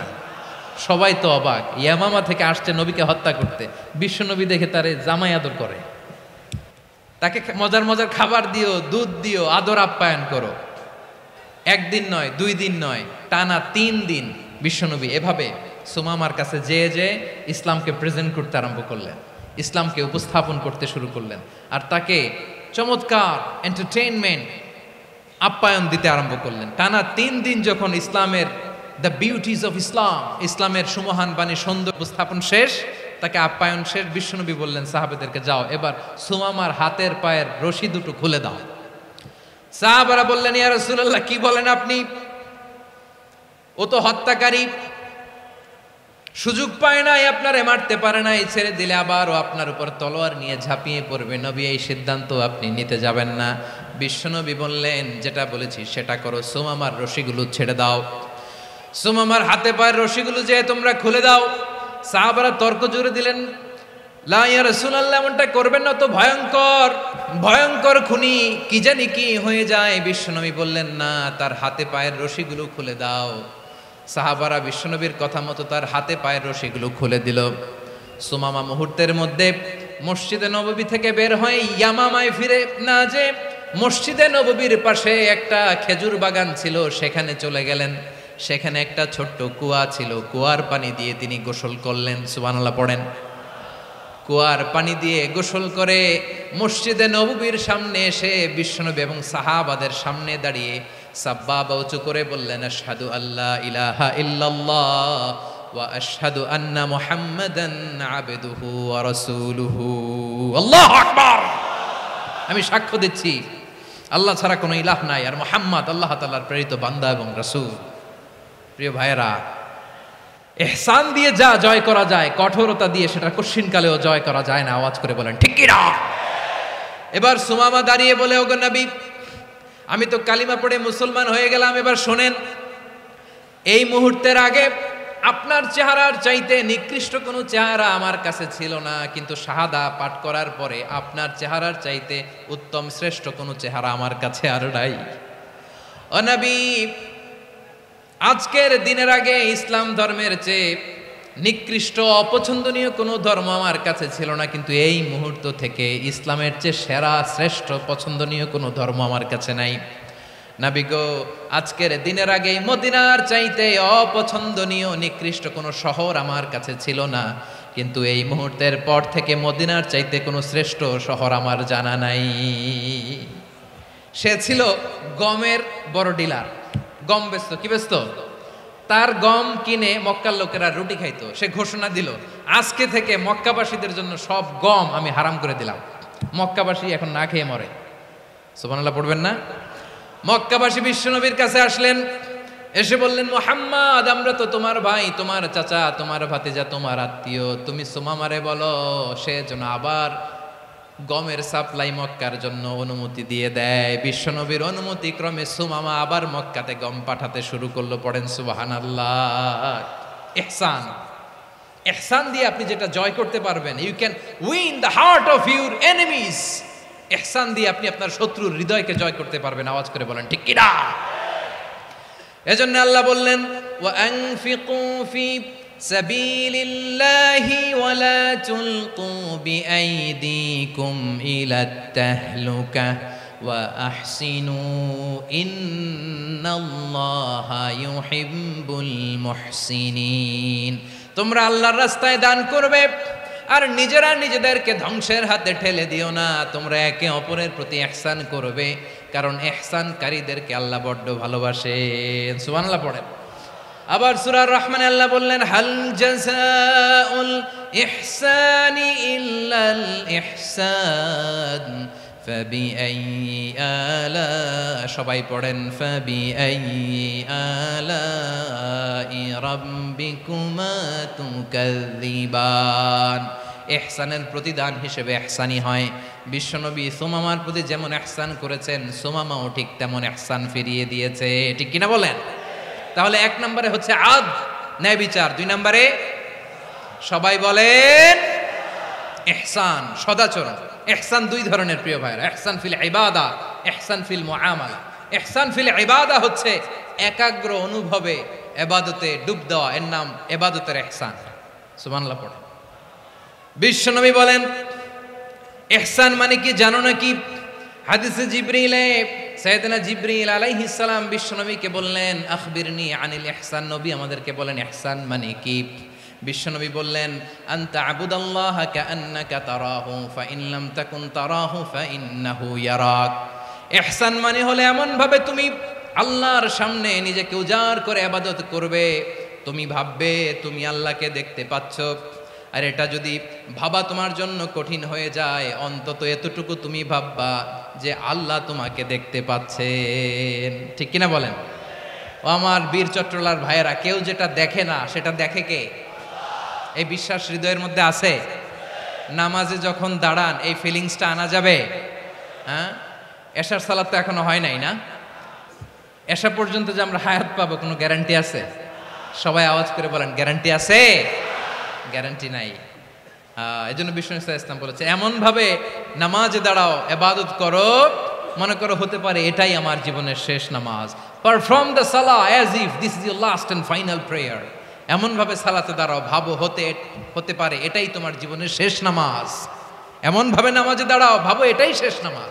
তাহলে নামাজে একাগ্রতা বাড়ায় দিবে কে? ফলে ইবাদতের ইহসান আমাদের অর্জিত হবে। আর মুআমালাতে ইহসান হলো, বিশ্বনবী বলেন, ইন্নাল্লাহা তাবারাকা ওয়া তাআলা কাতাবাল ইহসানা আলা কুল্লি শাই ফাইদা কাতালতুম ফাআহসিনুল কিতলা ওয়া ইযা যাবাহতুম ফাআহসিনুয যাবহা ওয়ালিয়ুহিদ্দা আহাদুকুম শাফরাতাহু ওয়ালিয়ুরিহ যাবিহাতাহু। ইহসান দুই ধরনের। আওয়াজ করে বলতে হবে, কয় ধরনের? সবাই বলুন আওয়াজ করে, কয় ধরনের? একটা হচ্ছে ইহসান ফিল ইবাদা, ইবাদতে ইহসান। ইবাদতে ইহসান কি? একাগ্র অনুভব দিয়ে ইবাদত করা, মন প্রাণ দিয়ে ইবাদত করা। আর মুআমালাতে ইহসান কি? সব কাজে, দৈনন্দিন কাজে, কর্মে, সামাজিক অ্যাক্টিভিটিতে কোমলতা প্রদর্শন করা, অনুগ্রহের সাথে সবকিছু করা। আল্লাহ তাআলা, ইন্নাল্লাহা তাবারাকা ওয়া তাআলা কাতাবাল ইহসানা আলা কুল্লি শাই, তিনি সব কিছুর ব্যাপারে ইহসানকে আবশ্যক করেছেন। সবকিছুতে মুমিনের সব কাজে ইহসানের পরশ থাকবে। ওয়া ইযা কাতালতুম ফাহসিনুল কিতলা, বিশ্বনবী বলেন তুমি যখন কাউকে হত্যা করো ইহসানের সাথে করো। সুবহানাল্লাহ পড়বেন না? যখন হত্যা করো তখনও এহসানের সাথে। আচ্ছা হত্যা করবো আবার এহসান, এহসান আসবে করতে করে তো মেরেই ফেলবো আমি। আল্লাহ, ও ভাই একজন খুন করেছে, খুনি রাষ্ট্রীয় আইনে তার শাস্তি হয়েছে ডেথ পেনাল্টি, মৃত্যুদণ্ড। এখন মৃত্যুদণ্ড দেখে আপনি যেমনি মন চায় তেমনি মারবেন লোকটারে? ওর নাক কেটে ফেলতে পারবেন? ওর কান কাটতে পারবেন? ওর চোখ উপড়ে ফেলতে পারবেন আপনি? যেমন মন চায় তার অঙ্গহানি করা যাবে না। ইহসানের সাথে তাকে হত্যা করবে। সুবহানাল্লাহ, this is Islam, this is the true essence of Islam. ওয়াইদা যাবাহতুম ফাহসিনু যাবহা, যখন জবাই করবে তখনও ইহসানের সাথে জবাই করো। করব জবাই, ওইখানেও নাকি ইহসান। আচ্ছা কুরবানির দিন আমরা পশুগুলোরে কি করি বলেন সবাই আওয়াজ করে? জবাই। জবাই মানে তো এটার মেরেই ফেলতেছি, একটু পরে তো টুকরো টুকরো করে গোশতগুলো খাবো, এটা তো খাবো, এটা তো মেরেই ফেলবে। বিষ্ণু বলে না, জবাইয়ের মধ্যেও মুমিনের জবের ভেতরেও ইহসানের পরশ থাকা চাই। যখন জবাই করবে প্রাণীটাকে হাত পা টাইট করে বেঁধে নাও, ছুরিটাকে শার্পেন করে নাও, ধারালো করে নাও, যাতে অল্প সময়ে জবাইটা হয়ে যায়, প্রাণীটা যাতে কম কষ্ট পায়। সুবহানাল্লাহ পড়ে। দিস ইজ কল্ড ইহসান। ইহসান আল্লাহ তাআলা যেমনি আদলের আদেশ করেছেন, ন্যায় বিচার জাস্টিস এনশিওর করতে বলেছেন, সমাজে ইহসানের ব্যবহার, ইহসানের অনুশীলন তিনি করতে বলেছেন। এজন্য মুমিনের প্রতিটি কাজে, আমার চট্টগ্রামের ভাইয়েরা আমার দিকে তাকান, খেয়াল করে শুনুন, মুমিন জীবনের প্রতিটি কাজে ইহসানের পরশ থাকা চাই। আমরা যেন আমাদের পরিবারের প্রতি ইহসান করি, আমরা যেন আমাদের কর্মচারীদের প্রতি ইহসান করি, আমরা যেন আমাদের কলিগদের প্রতি ইহসান করি, আমরা যেন আমাদের ভাইদের প্রতি ইহসান করি। মুমিন জীবনের প্রতি কাজে ইহসানের পরশ থাকার দরকার আছে না নাই? কথা বুঝতে পেরেছেন? তাহলে আল্লাহ তাআলার তিনটা আদেশ ছিল, কয়টা গেল? ভুলে গেছে, ভুলে গেছে চট্টগ্রাম। তিনটা আদেশের মধ্যে কয়টা বললাম? প্রথমে কি ছিল? আদল। 2 নম্বরে, 3 নম্বরে রব্বুল আলামিন বললেন ওয়া ইতাইযিল কুরবা, নিকটাত্মীয়দেরকে দান করো। নিকট আত্মীয়দেরকে দাও, যারা তোমাদের ব্লাড কানেকশনের আত্মীয় তাদেরকে তোমরা দাও। এখানে জেনারেলি বললেন দাও, কি দিব সেটা তিনি এখানে বলেন নাই, সেটা তিনি সূরাতুল ইসরার মধ্যে বলেছেন। আল্লাহ বলেন ওয়া আতিযাল কুরবা হাক্কা, নিকট আত্মীয়দেরকে তাদের অধিকার, তাদের প্রাপ্য তোমরা বুঝিয়ে দাও। দেখেন, একটা শান্তির সমাজ, একটা সমৃদ্ধ সমাজ, একটা মানবিক সমাজ গঠনের জন্য আল্লাহ তাআলা বেশি না, মাত্র 3টা অর্ডার, 3টা ভার্ডিক্ট তিনি জারি করেছেন। 1 নাম্বার সুশাসন, ন্যায় বিচার। 2 নাম্বার ইহসান। 3 নাম্বার নিকটাত্মীয়, যারা কাছের, তোমার ভেরি ক্লোজ রিলেশনশিপে আছে, তাদেরকে দাও। দাও, দিলে বাড়িয়ে দেয় কে? অনেকে দিতে চায় না, কৃপণতা করে। দিলে বাড়ায় দেয় কে? ও মিয়া, মদিনার মধ্যে সবচাইতে গরিব সাহাবী ছিল বেলাল রাদিয়াল্লাহু তাআলা আনহু। ওনার এন্টায়ার অ্যাসেট, সম্পদের পরিমাণ কতদূর জানেন? একটা লুঙ্গি। বেলাল রাদিয়াল্লাহু তাআলা আনহু, ওনার টোটাল ওয়েলথের এস্টিমেশন হচ্ছে মাত্র একটা লুঙ্গি। একটা লুঙ্গি, টোটাল ওয়েলথ এস্টিমেশন, টোটাল সম্পদের পরিমাণ বেলাল রাদিয়াল্লাহু তাআলা আনহুর কি ছিল? কথা বোঝে নাই বোধহয়, কি ছিল? ওই বেলাল রাদিয়াল্লাহু তাআলা আনহুকে বিষ্ণু ইসলাম বলেছেন আনফিক ইয়া বেলাল, ও বেলাল তুমিও দাও। ওয়ালা তাখশা মিন যিল আরশি ইখলালা, আরশের অধিপতির তো কোনো ঘাটতি নাই, তুমি দিলে ওই আল্লাহ তোমারে বাড়ায় দিবে। এজন্য আমার প্রিয় ভাইয়েরা, দিলে কমে না, দিলে বাড়ে। অনেকে ধরে রাখে, নতুন কিছু নিতে পারে না, হাত দিয়ে যেটা ধরে রেখেছেন এটা দিয়ে দেন, বড় একটা ধরার সুযোগ পাবেন। জোরে বলেন ঠিক কিনা? ধরেন 5 কেজি ওজনের একটা ধরে রাখছেন, এখন 10, এটা না ছাড়লে 10 কেজি ধরতে পারবেন আপনি? আচ্ছা 10 কেজির জিনিস একটা আছে হাতে, ওইটা যদি ছেড়ে দেন তাইলে না 15 কেজি ধরতে পারবেন। কথা বলেন ঠিক কিনা? তাহলে দিলে বাড়িয়ে দেয় কে? রব্বুল আলামিন বললেন 3 নাম্বার আদেশ হলো তোমাদের প্রতি সমাজটারে কেমন করে মানবিক সমাজ, সুন্দর সমাজ গড়বা। 3 নাম্বার আদেশ হলো ওয়া আতিযাল কুরবা হাক্কা, নিকটাত্মীয়দেরকে তাদের প্রাপ্য বুঝিয়ে দাও। এই নিকটাত্মীয়দেরকে তাদের অধিকার বুঝিয়ে দেওয়া, প্রাপ্য বুঝিয়ে দেওয়াতে আমাদের গাফলতি আছে না নাই? চট্টগ্রামে নাই? মাশাআল্লাহ আছে, আছে। অনেকে দেখবেন অনেক আল্লাহওয়ালা, তাহাজ্জুদ গুজার, সেজদা দিতে দিতে কপালে কালো দাগ ফেলে দিছে, সে তার বোনের হকটা আদায় করে নাই। আছে না নাই? হ্যাঁ, এখানেও আছে। সর্বনাশ। অনেক বড় হাজী সাহেব, বিশাল লম্বা দাড়ি, ছেলেরে সব দিয়ে দিছে, মেয়েরে কিছু দেয় নাই, মেয়ের হক আদায় করে নাই। আছে না নাই? এই হাজী সাহেবেরা, এই আল্লাহওয়ালারা কিয়ামতের ময়দানে আটকে যাবে।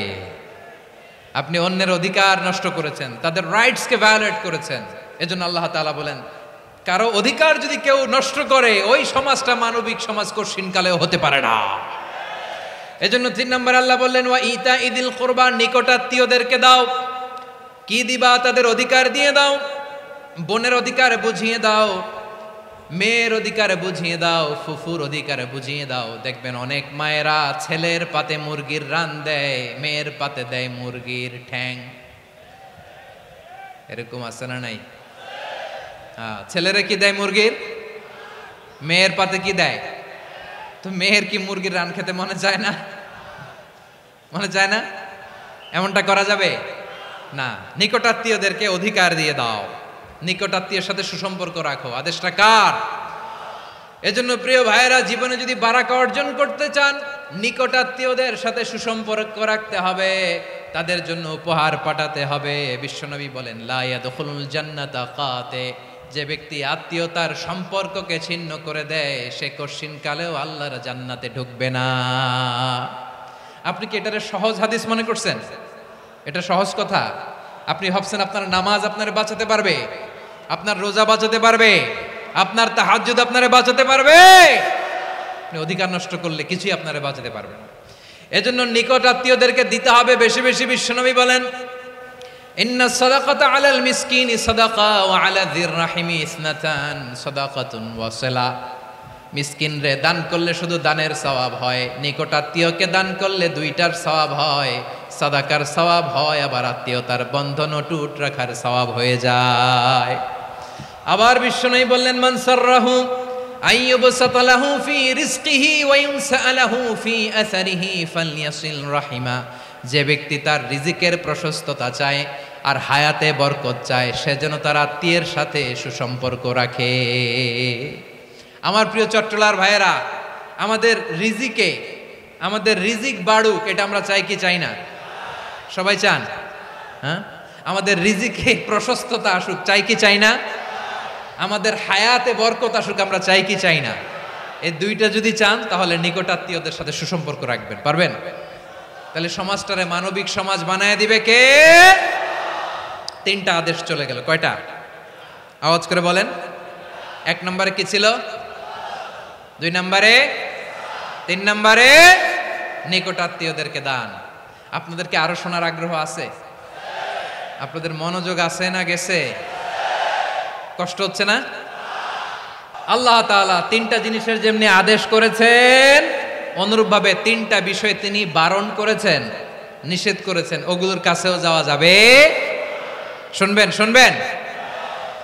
রাব্বুল আলামিন বলেন, ওয়ায়ানহা আনিল ফাহশাই ওয়াল মুনকারি ওয়াল বাগি।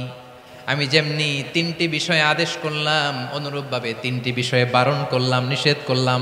আমার 1 নাম্বার নিষেধাজ্ঞা হলো অশ্লীলতার প্রতি। ফাহশা, ওয়ায়ানহা আনিল ফাহশা, আল্লাহ তাআলা অশ্লীলতাকে নিষেধ করেছেন। কোন জিনিসকে? সবাই বলুন, কোন জিনিসকে? যত ধরনের, যত টাইপের, যত ক্যাটাগরির অশ্লীলতা হতে পারে, সব অশ্লীলতাকে হারাম করেছেন কে? ফাহশা মানে কি? কথায়, কাজে, আচরণে, কমেন্ট, ফেসবুকের কমেন্টসে যত ধরনের নোংরামো আছে, যত ধরনের অশ্লীলতা আছে, এটাকে আরবিতে বলে ফাহশা। এটাকে কি বলে? রাব্বুল আলামিন বলেন, কুল ইন্নামা হাররামা রাব্বিয়াল ফাওয়াহিশা মা যাহারা মিনহা ওয়া মা বাতান। ও নবী, আপনি বলে দেন, আমার রব প্রকাশ্য, অপ্রকাশ্য, স্পষ্ট কিংবা অস্পষ্ট, দৃশ্যমান কিংবা অদৃশ্যমান সব অশ্লীলতাকে হারাম করেছেন। সব ধরনের অশ্লীলতা হারাম, সব ধরনের। আল্লাহ তাআলা আমাদেরকে অশ্লীলতা থেকে বাঁচান, অশ্লীলতা থেকে তিনি আমাদেরকে হেফাজত করুক। পড়েন আমিন। এবার বলেন, আমাদের সমাজে অশ্লীলতা আছে না নাই? চট্টগ্রামে নাই? আমি কই নাই, ওনারা বলে আছে। দেখছেন, আমি সামহাও বাঁচায় দেওয়ার ট্রাই করতেছি, ওনারা বলে আছে। অশ্লীলতা নানা ভাবে, নানা নামে, নানা মোড়কে আমাদের সমাজে আছে না নাই? সংস্কৃতির নামে, ফ্যাশনের নামে, বিনোদনের নামে, উপন্যাসের নামে, কনসার্টের নামে অশ্লীলতা আছে না নাই? আপনি দেখেছেন কনসার্টগুলোর অবস্থা? এই যে আতিফ আসলাম যে আসছে আমাদের দেশে, তারপর কে কে আসছে, আমাদের তরুণ তরুণীরা, আমাদের যুবক যুবতীরা, আমাদের জেনজিরা, কি অবস্থা ওইখানে? হ্যাঁ, কি অবস্থা? কে বাঁচাবে ওদের? কে রক্ষা করবে ওদের ইমানের, ওদের চরিত্রের হেফাজতের গ্যারান্টি কে দিবে? কনসার্টের নামে অশ্লীলতা আছে না নাই? ছেলে মেয়ে একে অপরকে জড়ায় ধরতেছে, একে অপরকে চুমু খাচ্ছে প্রকাশ্যে, দিবালোকে, গণমানুষের সামনে। আল্লাহ তাআলা এই অশ্লীলতা থেকে আমাদেরকে বেঁচে থাকতে বলেছেন, বেঁচে থাকতে বলেছেন। রূপালী জগতের নামে অশ্লীলতা আছে না নাই? এই টার্মটা আপনারা জানেন না? রূপালী জগৎ কি জগৎ?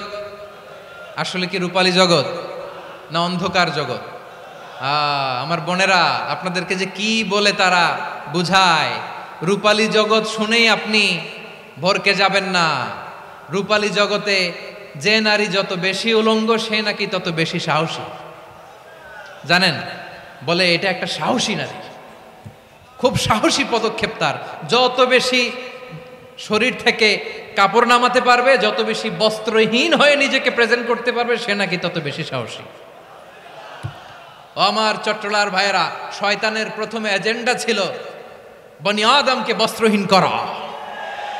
সে আদম এবং হাওয়া আলাইহিস সালামকে নিষিদ্ধ গাছের ফল খাইয়ে তাদেরকে বস্ত্রহীন করেছে। এই জামিনেও সে আমাদেরকে বস্ত্রহীন করতে চাইবে। এই রূপালী জগতের নামে তারা এটা করে। আমার প্রিয় বোনেরা, আপনি জানেন না আপনার দাম কত। ওরা আপনাদেরকে বিজ্ঞাপনের সস্তা পণ্য বানাতে চায়। ওরা আপনাদেরকে ওদের ভোগের লিপসার টুলস বানাতে চায়। ওরা আপনাদেরকে দিয়ে ওদের খায়েশ পূরণ করতে চায়। এটা আপনাদের জন্য মোটেও ডিগনিটি নয়, এটা আপনাদের জন্য সম্মান নয়। আপনার সম্মান শালীনতায়, আপনার সম্মান হেজাবে, আপনার সম্মান ভদ্রতায়, আপনার সম্মান আপনার ডিসেন্ট পোশাকে। পোশাক বলে দেয় এই নারীটা ভদ্র না অভদ্র। পোশাক বলে দেয় এই মেয়েটা কোন ঘরের মেয়ে। আওয়াজ করে বলেন ঠিক কিনা? আপনি জানেন না, আপনারা সস্তা পণ্য বানায়, ভোগের পণ্য, বিলবোর্ডে আপনাকে উলঙ্গ করে উপস্থাপন করে। এই অশ্লীলতার সাথে ইসলামের কোনো সম্পর্ক। এজন্য আল্লাহ বলেন, আমি অশ্লীলতাকে হারাম করেছি। অশ্লীলতাকে হারাম করার প্রথম কারণ হলো এর মাধ্যমে মানবতাকে অপমানিত করা হয়। কারণ মানুষের সম্মান মানুষের পোশাকে। মানুষ যখন পোশাকহীন হয়ে যায়, বস্ত্রহীন হয়ে যায়, তার সম্মান কমে যায়। ঠিক কিনা? অশ্লীলতাকে হারাম করার প্রথম কারণ হচ্ছে মানুষ মানুষকে অপমান করে। একটা নারী, সে তো সম্মানিত, নারী যে কত সম্মানিত নারীর এটা বুঝেই নাই। বিশ্বনবী বলেন, আর দুনিয়া কুল্লুহা মাতা ওয়া খায়রু মাতা'আদ দুনিয়া আল মারআতুস সালিহা। আমার বোনেরা, 5টা প্যান্ডেলে আপনারা এলইডিতে আমার আলোচনা শুনছেন, আমি জানি। আপনাদের এই গর্ভ যে কত দামি আপনি জানেন না। আপনার পেট থেকেই আসবে আগামী দিনের সালাহুদ্দিন আল আইয়ুবী। আপনার পেট থেকেই আসবে অনাগত দিনের ইমাম মাহদী আল মুনতাদর। আপনার পেট থেকেই আসবে অনাগত দিনের ফয়সাল, ওয়াসিম, মুগ্ধ, আবু সাইদের মতো বীর যোদ্ধা।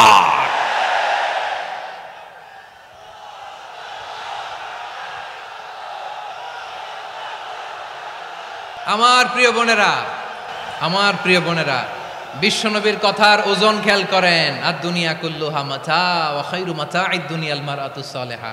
দুনিয়ার সবকিছুই অ্যাসেট, এর মধ্যে সবচেয়ে দামি অ্যাসেট নেককার নারী। আপনার গর্ভ যে কত দামি আপনি জানেন না। নিজের সময়টাকে কাজে লাগান, কোরআন পড়েন, সুন্নাহ পড়েন। আপনার অনেক দায়িত্ব ঘরে। You are the MD of your family. একটা family it's a very big institution. পরিবার একটা অনেক বড় প্রতিষ্ঠান। and you are the MD of your institution. আপনি এই পরিবারের MD, managing director of your family. এখানে আপনার কত দায়িত্ব। আপনি ছেলেমেয়েদেরকে তারবিয়া করবেন, আপনি আপনার স্বামীর জন্য ঘরটারে জান্নাতের নীর বানাবেন, আপনার জন্য জান্নাতের ডুপ্লেক্স বাড়ি ওইখানে তৈরি করে রাখবে কে? আপনি যে কত দামি আপনি জানেন না। নারীদেরকে আল্লাহ বানিয়েছেন উচ্চতর করে, নিম্নতর নয়। নারীদেরকে ছোট্ট জিনিস দিলে এটার বড় করে দেয়। নারীদেরকে ভ্রূণ দিলে, শুক্রাণু দিলে নারী এটারে বাচ্চা হিসেবে উপহার দেয়, ঠিক কিনা? বিয়ের মাধ্যমে স্বামী যখন তার শুক্রাণু তার স্ত্রীকে উপহার দেয়, স্ত্রী রিটার্নে কি উপহার দেয়? ফুল ফর্ম বেবি, মানব সন্তান। দেখছেন, আপনি দিলেন একটুকুনি, দিছে বিশাল। আপনি যদি নারীকে বাজার এনে দেন, নারী এটাকে সুস্বাদু খাবারে রূপান্তর করে দেয়। আপনি তাকে একটা মুচকি হাসি দিয়ে দেন, সে তার কলিজা দিয়ে দেয়। কিন্তু যদি আপনি তার মনে কষ্ট দেন, সে আপনার জীবনকে জাহান্নাম বানায়া দেয়। খবর আছে, নারীর মন বুঝতে পারলে নেয়ামত, বুঝতে না পারলে কিয়ামত, ঠিক কিনা বলেন? আমার প্রিয় বোনেরা, আপনি যে কত দামি আপনি জানেন না। আপনাদেরকে যেন ভোগের সস্তা পণ্য বানাতে না পারে, আপনাদেরকে সচেতন থাকতে হবে, সজাগ থাকতে হবে, কনসার্ন থাকতে হবে। শয়তানের ওই হাতছানির দিকে আর নজর দেওয়া যাবে না। তাহলে কেন আল্লাহ তাআলা এই ফাহশা অশ্লীলতাকে হারাম করলেন? 1 নাম্বার, এতে হিউম্যান ডিগনিটি কমে। 2 নাম্বার, এতে মানুষের অধিকার নষ্ট হয়। আপনি বিয়ে করেছেন, এরে পরকিয়া করেন, ওর সাথে এরকম আছে না নাই? স্ত্রীর অধিকার নষ্ট করেছেন। আপনি বিবাহ সম্পর্কে আবদ্ধ হয়েছেন তার সাথে, আপনি পরকিয়া করেন ওই ছেলের সাথে, আপনি আপনার হাজবেন্ডের সাথে বিট্রে করেছেন। এজন্য আল্লাহ অশ্লীলতাকে হারাম করেছেন। অশ্লীলতাকে হারাম করার আরেকটা কারণ হচ্ছে আল্লাহ তাআলা এই হিউম্যান জেনারেশনকে এটাকে প্রিজার্ভ করতে চায়। হিফজুন নাসল, এটা মাকাসিদুশ শরিয়ার অনেক গুরুত্বপূর্ণ একটা মাকাসিদ, অনেক গুরুত্বপূর্ণ। আপনার নাসল, আপনার জেনারেশনকে সংরক্ষণ করা। এই যে আসতেছে ফেব্রুয়ারি, কত ফেব্রুয়ারি জানো? এটা কি বিশ্ব ভালোবাসা দিবস? হ্যাঁ, কি দিবস? এই বিশ্ব ভালোবাসা দিবসের সাথে মুসলমানদের কোনো সম্পর্ক নাই। আমার প্রিয় ভাইরা, এই যে আপনি অবৈধ সম্পর্কে জড়ালেন, কেন আল্লাহ অশ্লীলতাকে হারাম করেছে দেখেন। বলতেছিলাম যে এটা আপনার নাসল, আপনার জেনারেশন, আপনার লিনিয়েজ, আপনার বংশকে প্রিজার্ভ করা। কে কার বাবা, কে কার মা, বাবা মা জানা, প্রজন্মকে প্রিজার্ভ করা, এটা ইসলাম ওয়াজিব করে দিয়েছে। এই যে অবৈধ সম্পর্কের কারণে, বিশ্ব বেহায়া দিবসের কারণে, এগুলোর আউটকাম, আউটপুট হিসেবে মাঝে মাঝে এই ঢাকা মেডিকেলের ডাস্টবিনে নবজাতকের বাচ্চার কান্নার আওয়াজ শুনতে পাওয়া যায়। চট্টগ্রাম মেডিকেলের ডাস্টবিনে নবজাতকের কান্না শুনতে পাওয়া যায়। বীর চট্টলার মুসলমানেরা বুঝতে পারলে আওয়াজ করে বলেন, এই যে চট্টগ্রাম মেডিকেলে যে নবজাতকটা পাওয়া গেল, ওর বাবাকে আমাকে বলেন, ওর বাবাকে, ওর মাকে, ও কোন ফ্যামিলির সন্তান কেউ জানে? আপনি হিউম্যান ডিগনিটিকে অপমান করেছেন না? আপনি তার ভবিষ্যৎকে অন্ধকার করেছেন না? আপনি তার লিনিয়েজকে প্রশ্নবিদ্ধ করে দিয়েছেন না? এই জন্য আল্লাহ তাআলা অশ্লীলতাকে আমাদের জন্য হারাম করে দিয়েছেন। পড়েন সুবহানাল্লাহ। এই জন্য রব্বুল আলামিন বলেন, কুল ইন্নামা হাররামা রাব্বিয়াল ফাওয়াহিশা মা যাহারা মিনহা ওয়া মা বাতান। প্রকাশ্য অপ্রকাশ্য সব অশ্লীলতাকে হারাম ঘোষণা করে দিয়েছে কে? আবার দুনিয়ার বুকে যারা অশ্লীলতার প্রসার করে তাদের জন্য শাস্তি মজুদ রেখেছে কে? রব্বুল আলামিন বলেন, ইন্নাল্লাযীনা ইউহিব্বুনা আন তাশিআল ফাহিশাতু ফিল্লাযীনা আমানু লাহুম আযাবুন আলীমুন ফিদ দুনিয়া ওয়াল আখিরাতি ওয়াল্লাহু ইয়ালামু ওয়া আনতুম লা তা'লামুন। নিশ্চয়ই যারা বিশ্বাসীদের মাঝে অশ্লীলতার প্রচার প্রসার করতে চায় তাদের জন্য আমি মর্মন্তুদ শাস্তি প্রস্তুত করে রেখেছি, দুনিয়াতেও রেখেছি, আখিরাতেও রেখেছি। ঘোষণাটা কার? যারা এই নাটকের নামে, সিনেমার নামে, রূপালী জগতের নামে, মুভির নামে, ওটিটি প্ল্যাটফর্মের নামে আমার সমাজে অশ্লীলতা ছড়াতে চায় তাদের জন্য কঠিন মর্মন্তুদ শাস্তি মজুদ রেখে দিয়েছে কে? ও আমার বোনেরা, এখনো আপনি জাগবেন না? এখনো আপনার চিন্তার দুয়ারে এখনো নাড়া পড়ে নাই।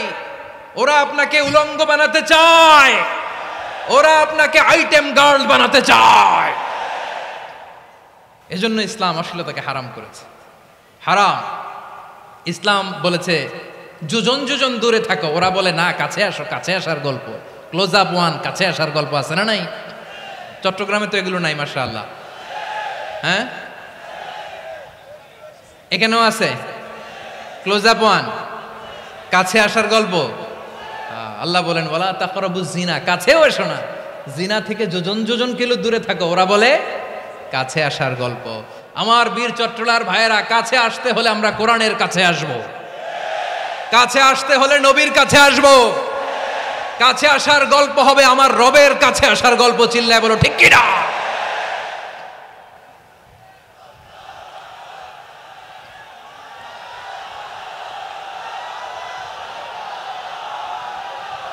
বসুন আমার ভাইয়েরা। তাহলে অশ্লীলতার সাথে আমাদের কোনো সম্পর্ক, সবাই বলতে পারেননি, আওয়াজ করে বলুন, অশ্লীলতার সাথে আমাদের কোনো সম্পর্ক। আমরা এই সমস্ত ক্লোজ আপ ওয়ান, কাছে আসার গল্পের প্রোগ্রামে যাব, আমরা কোন ধরনের অশ্লীল কন্টেন্ট সোশ্যাল মিডিয়ায়, টিভিতে দেখব। রব্বুল আলামিন বলেন ওয়ায়ানহা আনিল ফাহশাই ওয়াল মুনকারি ওয়াল বাগি, তিনটা জিনিসকে আমি নিষিদ্ধ করলাম। এক নাম্বার হলো ফাহশা, অশ্লীলতা। দুই নম্বরে হলো মুনকার, সমস্ত মন্দ কাজ। আপনাদের মনোযোগ আছে না? শেষ করে দিব? আর 2-1 মিনিট শুনবেন? আচ্ছা বলি তাহলে, আর 2-1 মিনিট। তাহলে নিষেধাজ্ঞা জারি করেছেন তিনটা জিনিসের উপর। এক নাম্বার কি?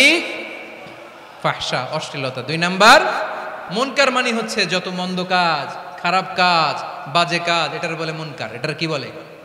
আপনারা পড়ছেন না, তা'মুরুনা বিল মা'রুফি ওয়া তানহাউনা আনিল মুনকার। ভালো কাজের আদেশ, সৎ কাজের আদেশ, অসৎ কাজের নিষেধ। মুনকার, মুনকার হচ্ছে মানুষের স্বাভাবিক বিবেকবোধ যেটাকে খারাপ বলে, ওইটাই মুনকার। পৃথিবীর সব আসমানি গ্রন্থ যেটাকে খারাপ বলেছে, মানুষের স্বাভাবিক বিবেকবোধ যেটাকে খারাপ বলেছে, এগুলো সব মুনকার। যেমন ইফটিজিং, এটা কি ভালো না খারাপ? মজুদদারি, খাদ্যে ভেজাল দেওয়া, ওজনে কম দেওয়া, মাছে ফরমালিন মিশানো, চাঁদাবাজি, টেন্ডারবাজি, দখলবাজি, এগুলো আমাদের স্বাভাবিক বিবেকেই বলে এগুলো খারাপ, এগুলো হচ্ছে মুনকার। আল্লাহ তাআলা এই মুনকার থেকে আমাদেরকে বেঁচে থাকতে বলেন, আর শয়তান এই মুনকারের প্রতি আমাদেরকে উদ্বুদ্ধ করে। আল্লাহ তাআলা বললেন ইয়া আইয়ুহাল্লাযীনা আমানু লা তাত্তাবিউ খুতুওয়াতিশ শাইতান ومن يتبع خطوات الشيطان فإنه يأمر بالفحشاء والمنكر।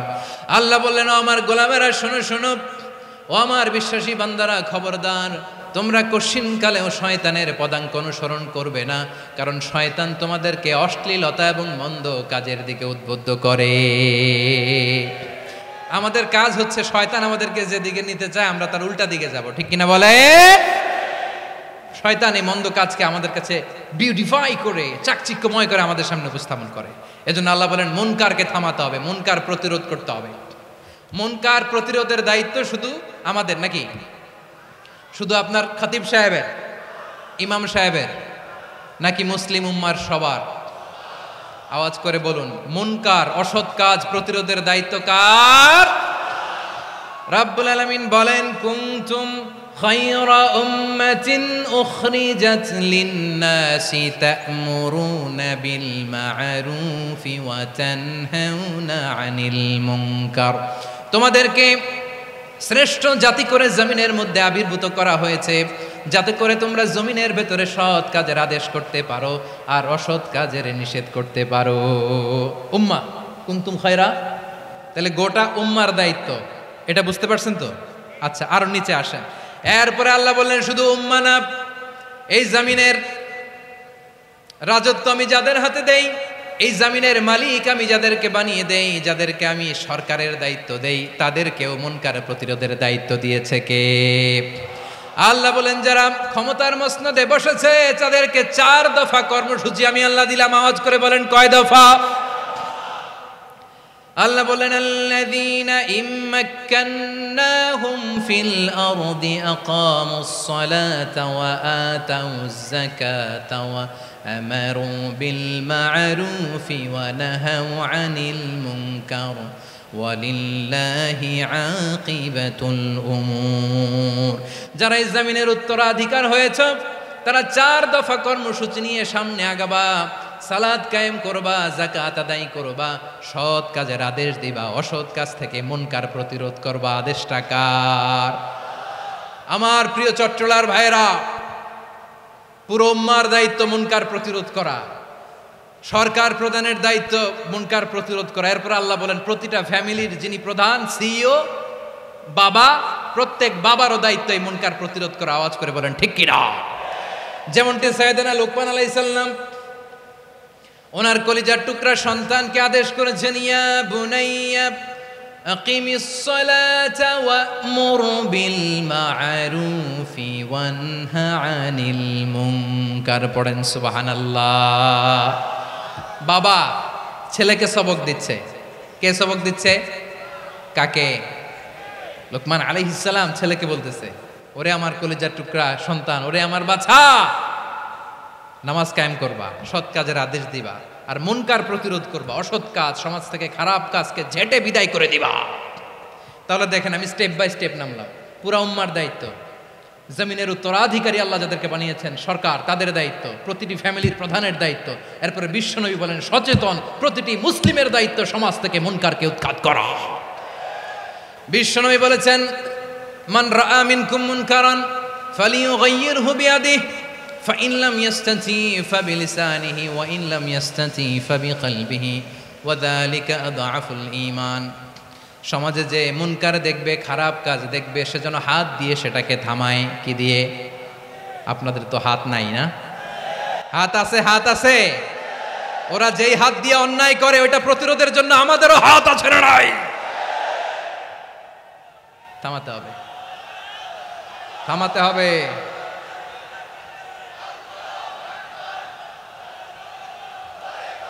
বসুন আমার প্রিয় ভাইয়েরা, ওরা ওদের যে হাত দিয়ে টেন্ডারবাজি করে, চাঁদাবাজি করে, ইফটিজিং করে, দখলবাজি করে, যে হাত দিয়ে, ওই মুনকার থামায় দেওয়ার জন্য আল্লাহর দিয়ে আমাদেরও দুটি হাত আছে না নাই? আমাদেরও হাত আছে। থামাইতে হবে, থামাইতে হবে, হিম্মত করতে হবে। আমার প্রিয় ভাইয়েরা, না থামালে আমরাই ডুববো শেষমেশ। আমাদের বাঁচার জন্য হইলেও থামাইতে হবে। রব্বুল আলামিন বলেন, ওয়াত্তাকু ফিতনাতাল লা তুসিবান্নাল্লাযীনা যালামু মিনকুম খাসসা। ও আমার গোলামেরা, ওই আযাবকে ভয় করো যে আযাব যখন আমি জমিনের বুকে পাঠাই শুধু জালেমদেরকেই মারি না, আলেমদেরকেও মারি। আযাব যখন আসে তখন শুধু জালিমই মরে না, আলেমও মরে। জানেন, মুসা আলাইহিস সালামের পায়ে একবার একটা লাল পোকা কামড় দিয়েছে, লাল পিঁপড়া। লাল পিঁপড়া কামড় দিলে খুব আরাম লাগে না? কি লাগে? হ্যাঁ, জলে না? লাল একটা পিঁপড়া কামড় দিছে,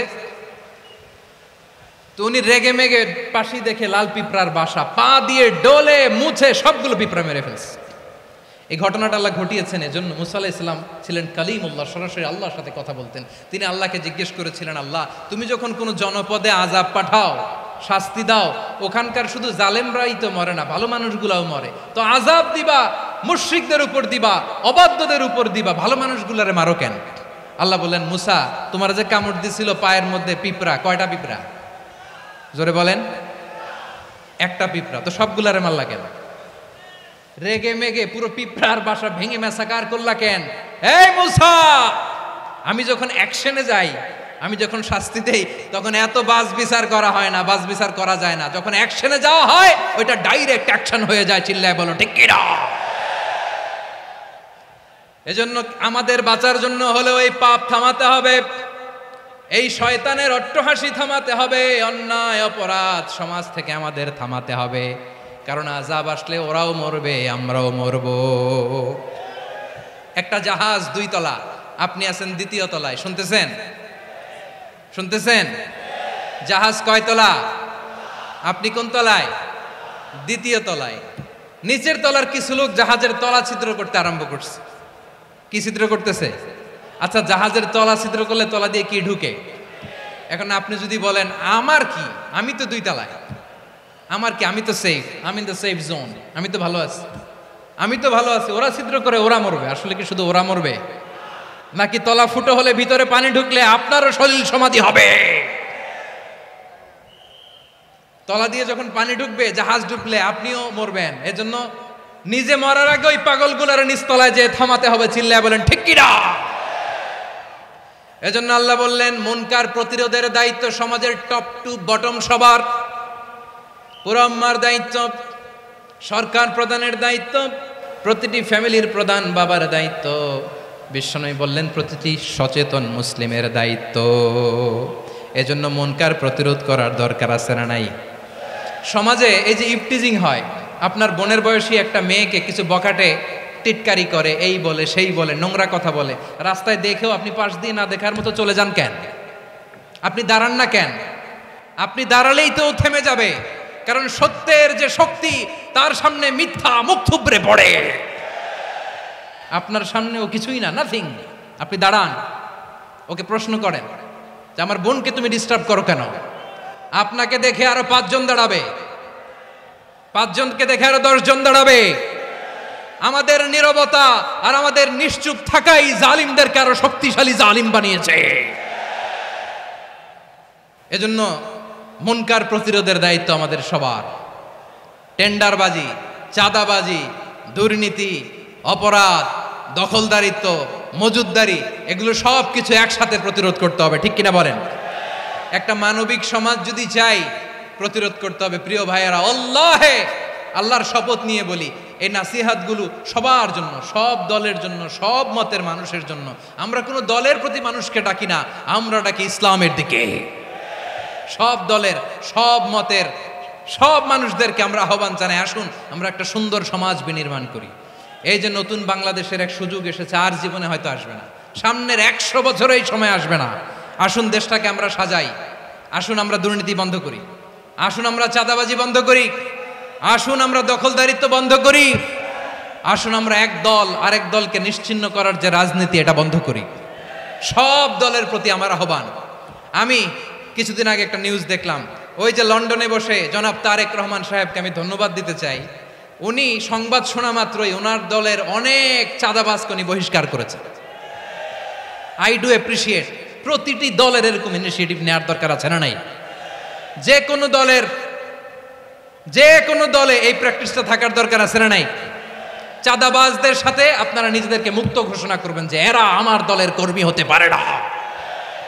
আমরা চাঁদাবাজ মুক্ত বাংলাদেশ চাই, জুলুম মুক্ত বাংলাদেশ চাই, ফ্যাসিজম মুক্ত বাংলাদেশ চাই, গুণ খুন খারাপি মুক্ত বাংলাদেশ চাই। আমরা নতুন ভোরের বাংলাদেশ চাই। ওই বাংলাদেশ পাওয়ার জন্য মুনকার প্রতিরোধে, অন্যায় প্রতিরোধে যদি বাঘের বাচ্চার মতো, আবু সাইদের মতো 2 হাত উঁচু করে, বুককে টান টান করে প্রসারিত করে দাঁড়াতে হয়, রাজি আছো মুসলমান? কারা কারা রাজি? আল্লাহকে হাত দেখিয়ে প্রতিজ্ঞা করো।